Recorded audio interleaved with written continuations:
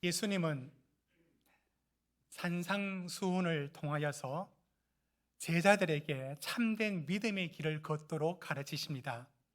지난주에 말씀을 잠시 드리는 데 이유가 있습니다. 지난주에 우리는 신앙의 행위를 갖는다는 것은 어떤 형식을 취할 수밖에 없다고 들었습니다. 구제, 기도, 금식. 그런데 구제, 기도, 금식이라는 그 자체가 신앙을 대신할 수 없다. 그 안에 은밀한 하나님과의 교제가 있어야만, 살아있는 하나님과의 교제가 있어야만 은혜가 우리 심령에 들어오고, 그리고 오고 감이 있어야만 그게 신앙의 본질이다. 이것을 예수님이 일러주셔서 그저 구제, 기도, 금식이라는 신앙의 형태만 붙들고 마치 기름은 준비하지 않고 덕만 들고 있는 미련한 다섯 처녀처럼 그렇게 사는 인생 되면 안 된다. 이런 경고로 그때의 말씀을, 지난주의 말씀을 들었습니다. 그런데 오늘 말씀은 이 말씀을 같은 그 깨달음과 또 위험에 빠질 수 있는 것에 대한 경고를 우리에게 주시는 맥락이기 때문에 지난주 말씀을 반복했습니다.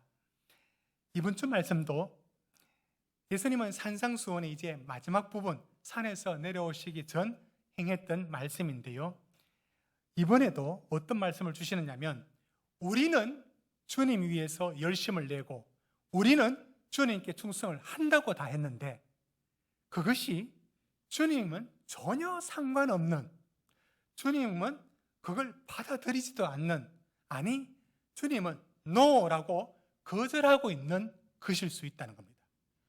우리는 우리 생각에 이게 주님에 대한 열심이고 충성이고 잘한다고 했는데, 사실은 하나님이 전혀 받아들이지 않는, 거절할 수 있는 것, 그런 일에 대하여 오늘 경고해 주십니다.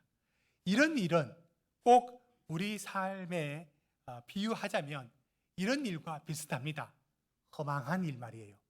여러분, 뻐꾸기 소리를 들으면, 특히 그 산에서 뻐꾸기 소리 들으면 굉장히 그 기분이 좋아진다 할까요? 산이 더 이렇게 맑은 하늘에 푸른 산, 그리고 뻐꾸기 소리 참 어울립니다. 그런데 그놈의 뻐꾸기가 알을 낳는 거 보고 깜짝 놀랐어요. 그 탕란, 그러니까 자기 알을 남의 둥지 새에 키우는 방식이 탕란인데, 그게 어쩔 수밖에 없는 이유는 있더라고요. 우리나라에 5월에 와서 7, 8월에 떠난다는데, 저는 뻐꾸기가 늘 우리나라에 사는 줄 알았는데 철새인가 봐요. 3개월 만에 새끼를 낳고 키워서 떠나야 되니까 바쁜 겁니다.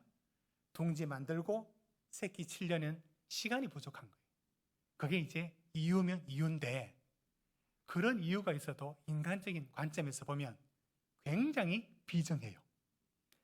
주로 붉은 머리 오목누이라고 하는 자기보다 몸짓이 작은 새의 그 뻐꾸기가요, 이 오목누이가 그 둥지에 새알을 한 5개 놔두면 자기 뻐꾸기 새알을 거기다 넣습니다. 그런데 아주 기똥찬데 녹색 알을 넣으면 자기도 그 녹색 알을 갖다 놓습니다. 하얀색 알을 낳아놓으면 하얀색 알을 갖다 놓습니다. 구분 못하게. 그리고는 자기 알을 놓고는 거기 있는 알 2개 정도를 먹어버리든지 버려버립니다. 헷갈리게 모르게. 그런데 뻐꾸기는 조류 중에서 가장 빨리 부화하는 새입니다. 12일 만에 부화하니까 닭보다도 빠르죠. 얼마나 빠릅니까? 그러니까 빨리 부화를 해요. 그런데 그 새끼 뻐꾸기가 부화하면요, 엄마는 그렇더라도 새끼도 본능적으로 거기 있는 새알을, 어깨 축지가 좀 더 큰데요, 빨리 부화하니까 밀어내서 바깥으로 다 밀어내버립니다. 다 깨어버립니다. 자기 혼자 먹이를 다 받아 먹습니다. 그리고 덩치가 그 오목머리 누이보다 더 큽니다. 이 새끼가, 뻐꾸기 새끼가 다 받아먹고 훌 날아가 버려요.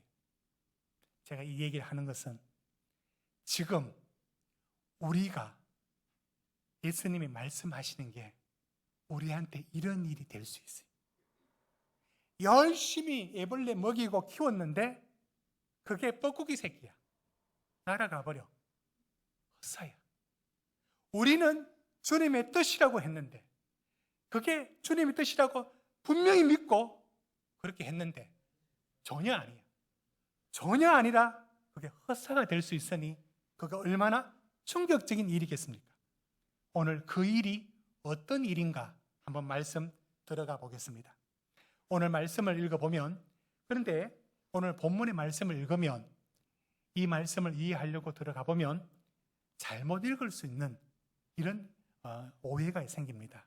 무슨 말씀이냐면, 오늘 본문의 말씀을 어떻게 읽는 사람이 있느냐면 이렇게 읽는 사람이 있습니다.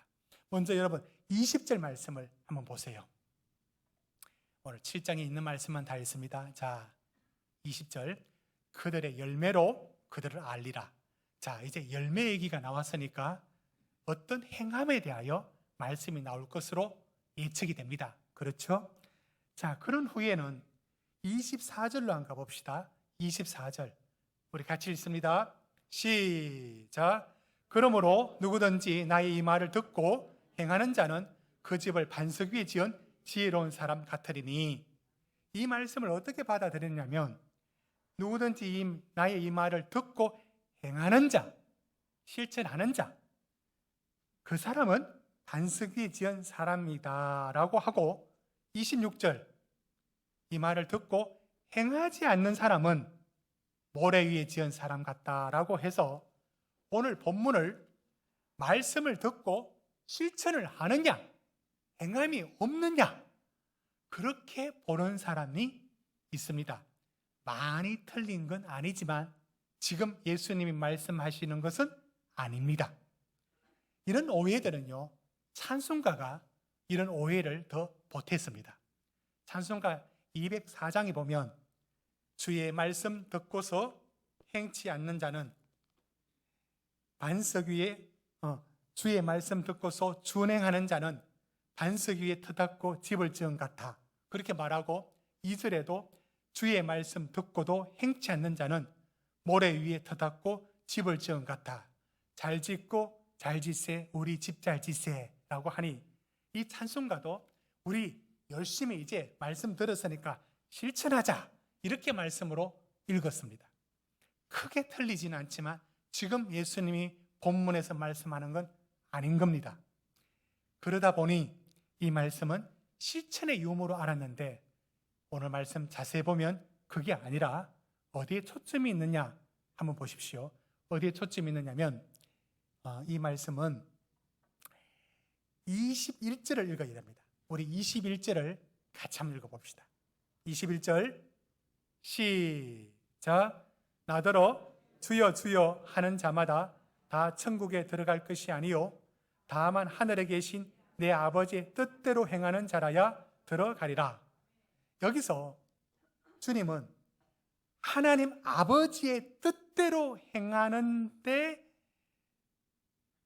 그 기초를 둔 사람하고, 21절 핵심은 뭐냐면 아버지 하나님의 뜻대로 행하느냐 아니면 뭐냐, 26절 나의 이 말을 듣고 행하지 아니하는 자는 할 때 여기서 행하느냐 안 행하느냐가 중요한 게 아니라 이 말을, 그러니까 주님의 말씀을 기준으로 기초로 집을 짓는 게 아닌 자, 그게 모래 위에 지은 자. 결국 26절은 내 뜻대로, 자기 뜻대로, 자기 기준대로. 21절은 그러니까 반석 위에 지은 자라는 것은 다른 뜻이 아니라 하나님의 뜻대로 그 위에 집을 짓는 사람이 반석 위고, 자기 뜻대로 집을 짓는 사람이 모래 위에 짓는 자. 그러니까 어디에 기초를 두느냐가 핵심인 겁니다. 그러니 오늘 말씀은 이렇게 정리됩니다. 하나님의 뜻대로 행하는 길이 있고 자기 뜻대로 행하는 길이 있다. 여러분, 두 가지 길이 아니라 한 가지 신앙인데요, 하나의 신앙인데 겉으로 구분이 거의 안 돼. 너무 유사해. 그런데 하나는 주님의 뜻대로, 하나는 자기 뜻대로. 그래서 결국은 열심히 했는데 거기에 뻐꾸기 새끼, 헛사, 잘못 키운 것처럼 잘못된 시험이 있을 수 있음을 말합니다. 여러분, 이 말씀은 단순한 말씀이 아니라 우리가 하나님의 뜻대로 살아가는 신앙의 길과 자기 뜻대로 행하는 길이 다른 것 같은데 굉장히 유사한데요, 그게 창세기 말씀 속에서 근거가 있습니다. 여러분, 창세기 3장에 선악과를 먹는 얘기가 나오는데 성경에 선악과 먹는 얘기를 여러분은 단순하게 읽을 게 아니에요.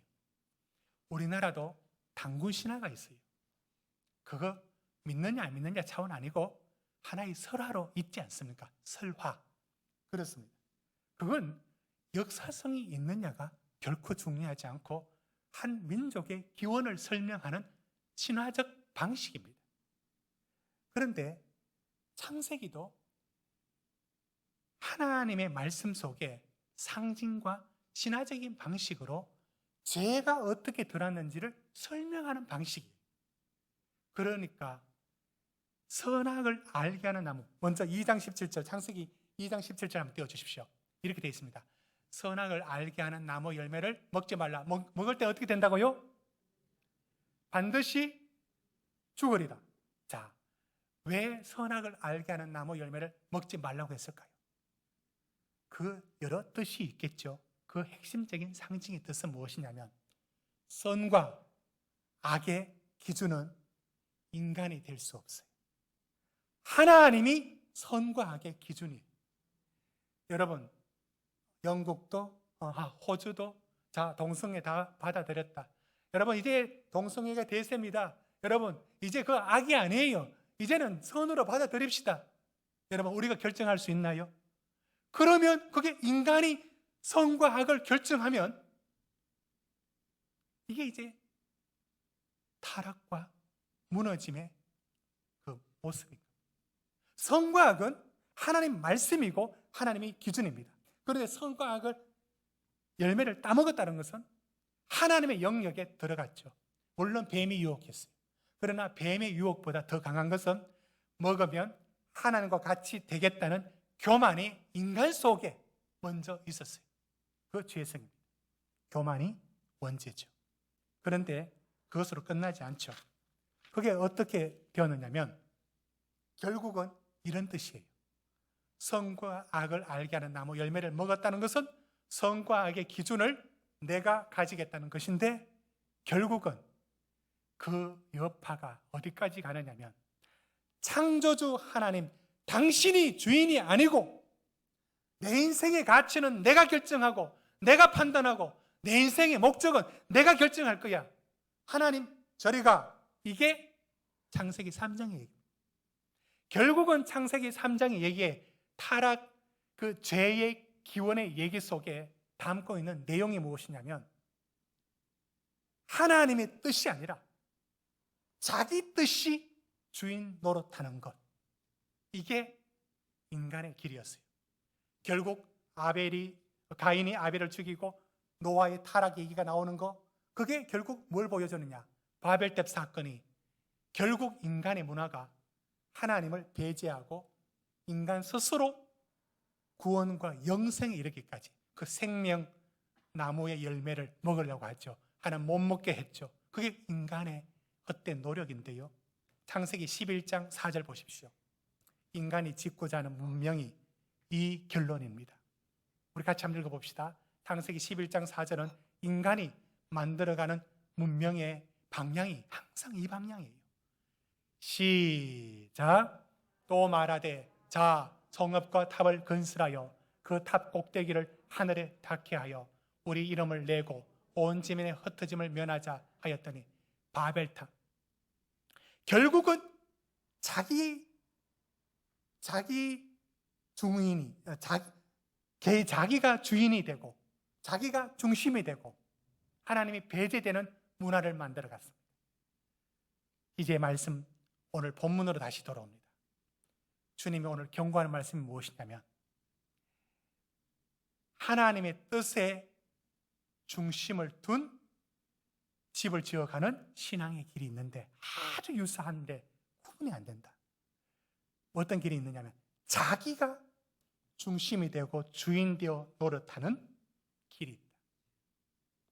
여러분, 제 목회 길에 제가 울진 포에서 목회할 때 섬겼던 교회 가까이에 도로변에 한 교회가 있었습니다. 감리교회였는데요. 그 교회에 가까이 있으니까 소문을 듣고 잘 알지 않습니까? 1년, 어떨 때는 6개월에 한 번씩 교육자가 와요. 동네도 크지 않는데 조용히 하든지 그럴 때마다 현수막 내걸고 너 누구 부임하니 하면서 자랑하고 남 부끄러워 죽겠어요. 그 교회에 한 권사님이 그 교회를 지었어요. 교회에 나오지 않는 남편 장로로 세웠어요. 제가 어떤 행위를 하는지 몇 가지만 나열할게요. 거기는 그 권사님이 주인입니다.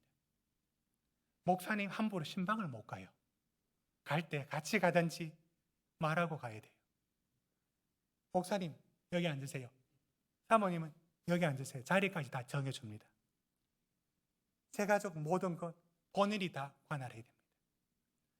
목사님이 성합차 몰고 기름 많이 쓸까 봐 주유 얼마 쓰는지 기름 남은 것 대장에 적고 앉았어요. 하나에서 10까지 열심 보통 넘어요. 충성 다해요. 그런데 그분 때문에 100여 낼 교육자가 없고 교인들이 그분 눈치 보고 살아요. 헌금은 그분이 다 해요. 여러분, 이분의 열심을 어떻게 보십니까? 이분의 충성을 어떻게 보십니까? 말은 다 맞는 말만 해. 말도 잘해. 그런데 그분은 누가 주인인지 모르겠어요. 하나님을 사랑한대요. 교회를 누구보다도 사랑한대요. 그런데 주인이 자기야. 주님이 주인이 아니에요. 그 모습에서 풍겨나오는 그 불편함과 그 소문들과, 그런데 자기 잘못하는 건 또 안 보여 또. 그래서 그 교회는 그렇게 힘들고 지금도 힘들고 이렇게 못 살게 굴고 있습니다. 특정한 한 몇 사람을 오늘 말씀에 비추어서 우리가 흉본다고 적용하고 싶은 마음 없습니다. 여러분, 그런 분 특별한 분 있겠지. 그런데 우리 자신에게로 돌아와야 합니다. 우리가 가진 신앙도요, 우리는 충성하고 우리는 열심 낼 수 있어요. 그렇지만 그것이 주님 보시기에 나는 너를 도무지 알지 못한다라고 거부하는 일이 있을 수 있습니다. 그게 어떤 일일까요?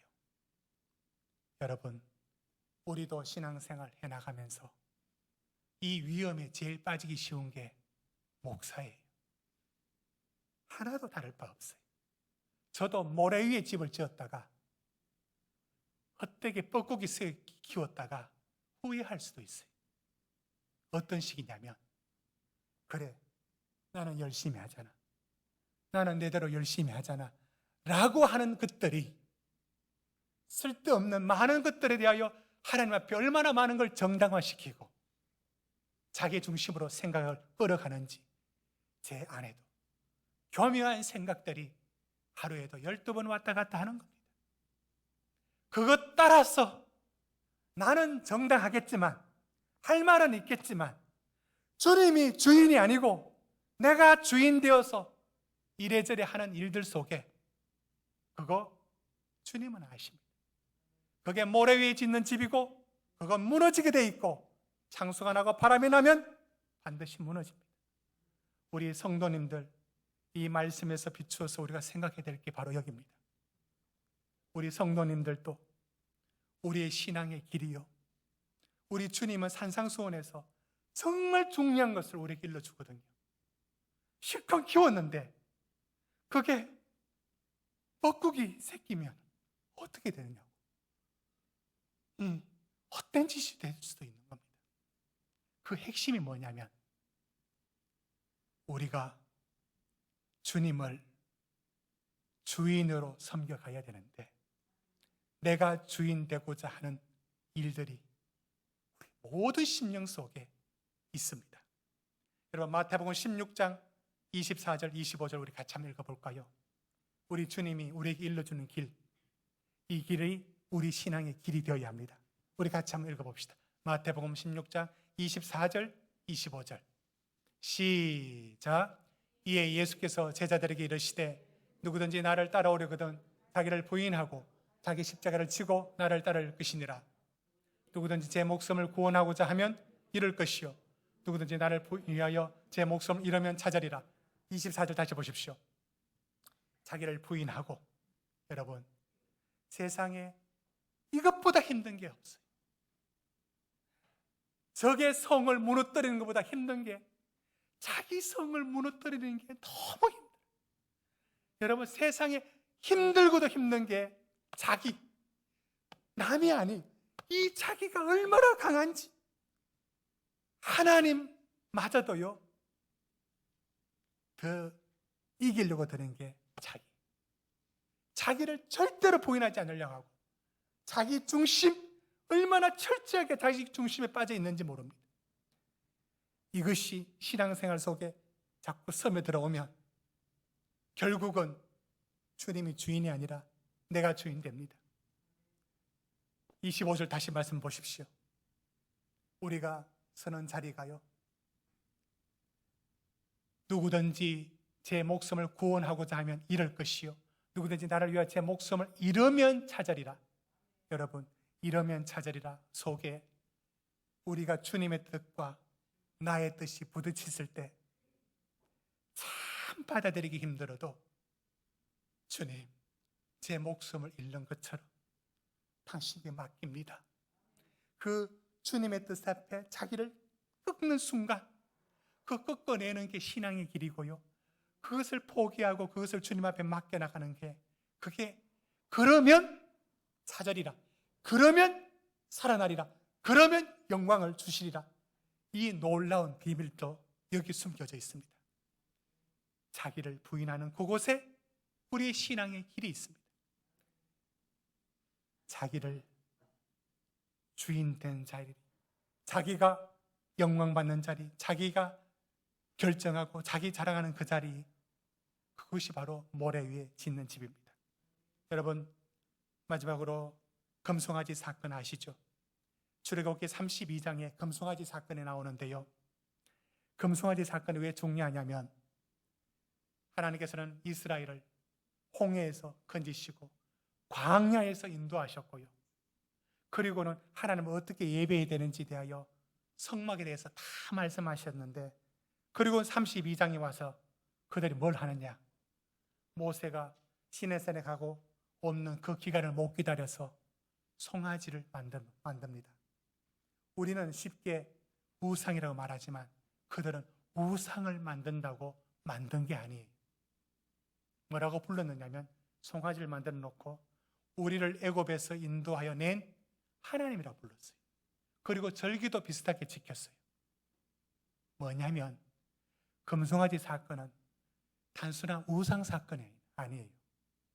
굉장히 충격적인데요, 그것은 하나님마저도 내 입맛에 맞는 하나님을 만드는 그게 인간이라는 거예요. 얼마나 무섭습니까? 얼마나 인간이 자기 중심인지 아시겠습니까? 하나님마저도 내 마음의 입맛에 맞는 하나님 만드는 게 금송아지. 언제든지 내 눈에 보여야 되고 언제든지 내 원하는 거 주는 하나님. 그게 제 금송아지 사건이라고. 이게 바로 모래 위에 짓는 집의 길입니다. 사랑하는 성도님, 오늘 말씀으로 말씀을 맺습니다. 우리에겐 주님을 주님이라 부릅니다. 주여, 주님이라 부르는 것은 내 삶의 주인을 말합니다.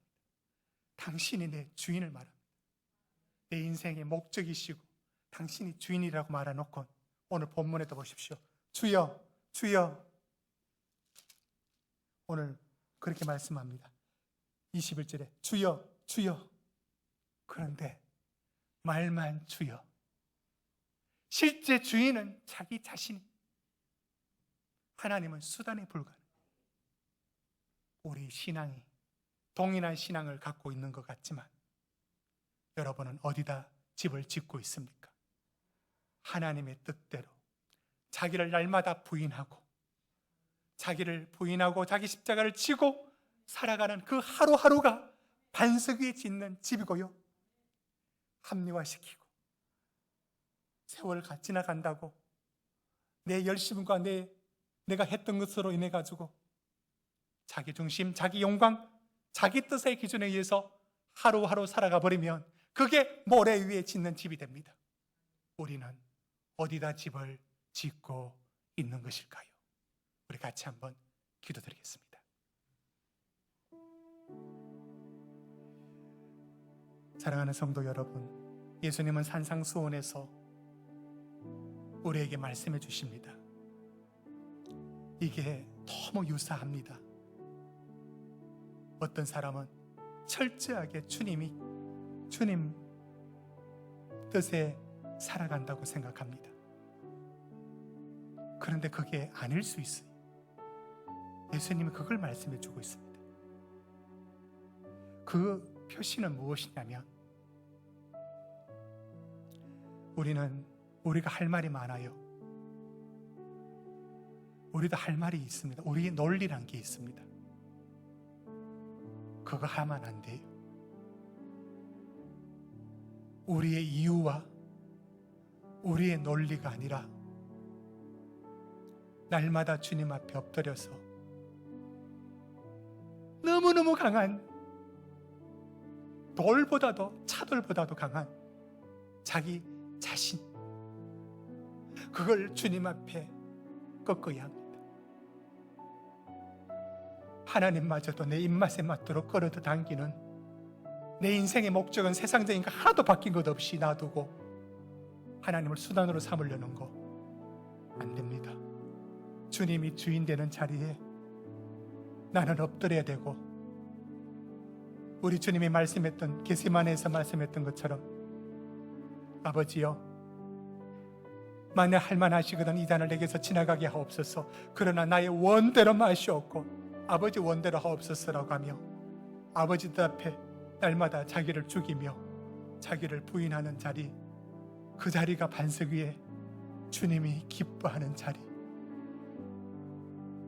주님이 상급 내리는 자리입니다. 우리 이 자리에서도 우리 다 같이 한번 잠시 기도하겠습니다. 다 같이 기도하십시다. 거룩하신 하나님 아버지,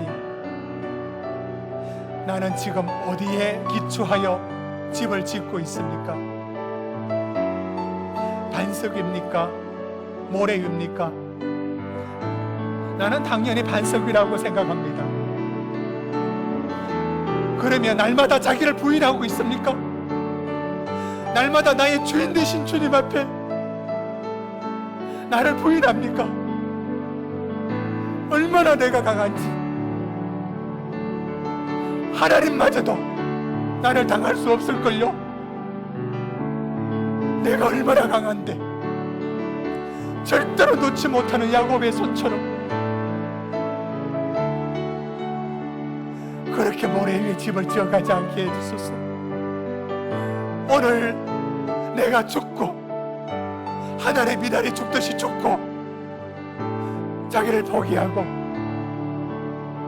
내가 주님 앞에 엎드리고 자기를 부인하는 그 하루가 하루가 되게 해주십시오. 그래서 반석 위에서 집을 지어 주님, 사랑하는 종아, 그 칭찬 듣는 우리가 되게 하여 주시옵소서.